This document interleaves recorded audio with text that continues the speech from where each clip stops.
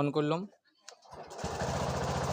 দেখো দেখো লাইট নেমে গেলো। দেখো দাদা ভাই গাড়ি কিন্তু আমাদের আর বন্ধ হয়নি। বাইক হসপিটাল চ্যানেলে সবাইকে স্বাগতম। আমি বিধান মাহাতো, তোমরা দেখছো বাইক হসপিটাল ইউটিউব চ্যানেল।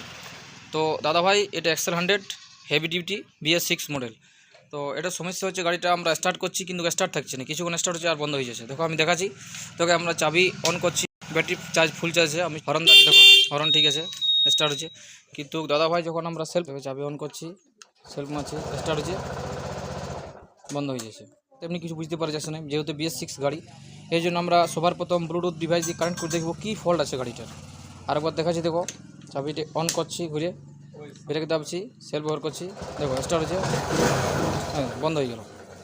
তো দাদা ভাই এটা সমস্যা এটাই হচ্ছে, এই গাড়ি দাদা ভাই গাড়িটা আমার কাছে কানে নিয়েছিল, তো বললো যে এই স্যাম কন্ডিশন সার্ভিসিং করা হয়েছে, কিন্তু স্যাম কন্ডিশন হচ্ছে, কিন্তু গাড়িটা সাকসেস এখনও হয়নি। কানেক্ট করে দেখবো কী সমস্যা আছে। তো দাদা ভাই আমরা সম্পূর্ণভাবে খুলেছি, এবার আমরা এটা ব্লুটুথ ডিভাইস কানেক্ট করবো, তারপর দেখবো আমাদের কী ফল্ট আছে। তো দেখো দাদা ভাই আমরা এটা কানেক্ট করেছি, এবার আমরা চাবিটা অন করবো। দেখো এখানে লাইন নেই, এখন চাবি অন করলে লাইন চলে আসবে।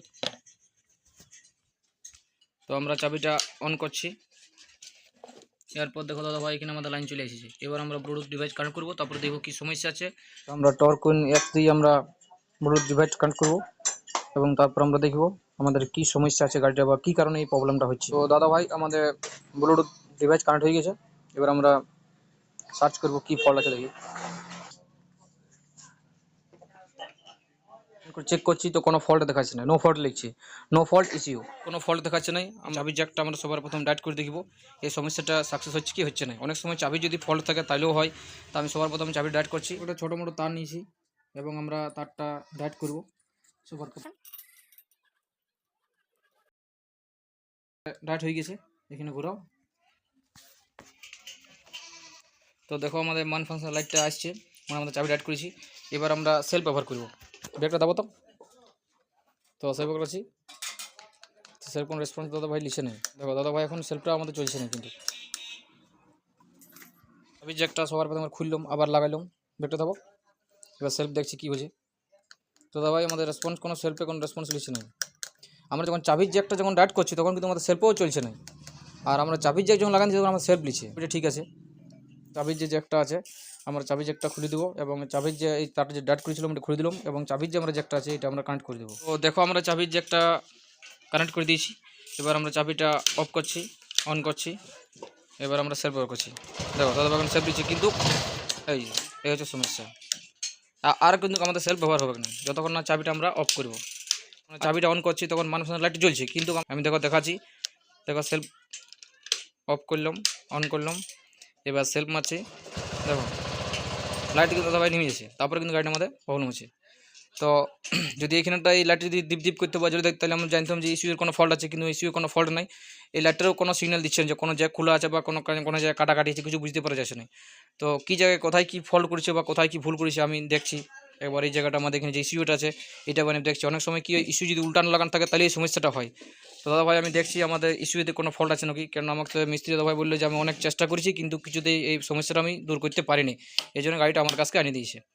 তো আমি এবার ইস্যুটা চেক করছি, ভালো করে লক্ষ্য করে দেখো ইস্যুটা কিন্তু ভুল লাগানো আছে, এটা কিন্তু কি হবে না, এটা সম্পূর্ণ হবে। দাদা ভাই দেখো আমাদের যে ইস্যুটা আছে বা আমাদের যে সিডিআইটা, তো এটা দেখো আমাদের ভুল ফিটিং ছিল, ভুল ফিটিং করেছে। দেখো এটা এইভাবে ফিটিং ছিল, এইভাবে থাকবে না, এটা এইভাবে থাকবে, এইভাবে থাকবে, মানে যে ওয়ারিং যে তারগুলো আছে তারগুলো নিচ দিকে থাকবে সবসময়, এইভাবে থাকবে।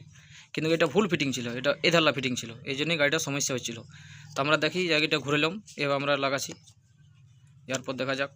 দেখো দাদা ভাই এটা পুরো স্টার্ট থাকবে, যেমন একটু টেढ़া বেঁকা না থাকে না তো কিন্তু প্রবলেম হবে। তো আমরা এটা এইভাবে স্টার্ট করলাম, এরপর আমরা চাবিটা অফ করব, তারপর অন করব, তারপরে দেখবো সমস্যাটা দূর হয়েছে কি দূর হয়নি। অন করলাম, দেখো দেখো লাইট নেমে গেলো। দেখো দাদা ভাই গাড়ি কিন্তু আমাদের আর বন্ধ হয়নি। তো দাদা ভাই এটার থেকে আমরা এটাই শিক্ষা পেলাম যে আমাদের যদি ইস্যুটা যদি ভুল ফিটিং থাকে বা যদি কোনো দাদা ভাই আমাদের মিস্ত্রি দাদা ভাই যদি এটা আমরা যখন কোনো জিনিস খুলি তখন আমরা হট করে হয়তো অন্য ধ্যানে থাকি বা সেই সময় দেখি না কী হবে ইস্যুটা আছে, বা আমরা খুলে দিই, তারপরে যখন সেটিং করি তখন হয়তো বুঝতে পারি কীভাবে ছিল বা কীভাবে লাগাবো, অনেক সময় এই সমস্যাটা হয়।